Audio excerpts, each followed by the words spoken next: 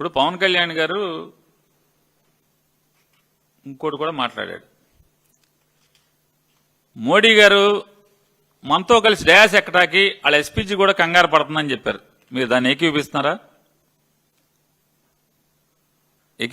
అని అడుగుతున్నాను. పవన్ కళ్యాణ్ గారు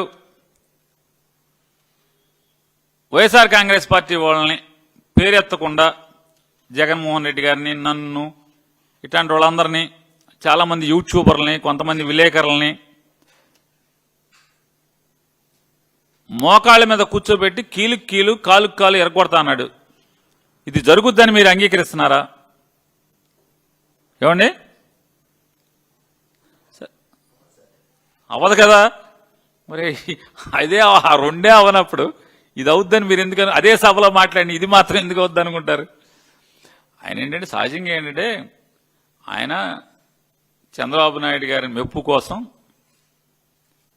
అనేక మాటలు మాట్లాడతాడు. ఆ మాటలు చూసి చంద్రబాబు నాయుడు గారు మావాడు బాగా మాట్లాడుతున్నాడు, బాగా తిడుతున్నాడు అంటే. రెండోది ఏంటంటే మళ్ళీ ఒకసారి చెప్తున్నాను, ఇదంతా ఎత్తుగడ. 15 ఏళ్లు మొయ్యాలి మనం, ఇంకొక అంటే మొత్తం 20 ఏళ్లు మొయ్యాలి అని చెప్పని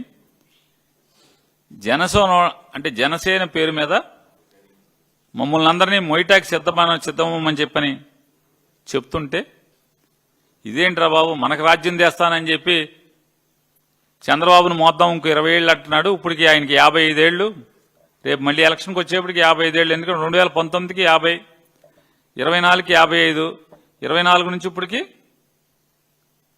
57కి వచ్చాడు. 57 ఏళ్ళు ఇప్పటికి. ఇంకొక ఇదొక 3, ఇదొక 2.5, అదొక 15, 17.5. ఇక ఇది ఎప్పుడైతే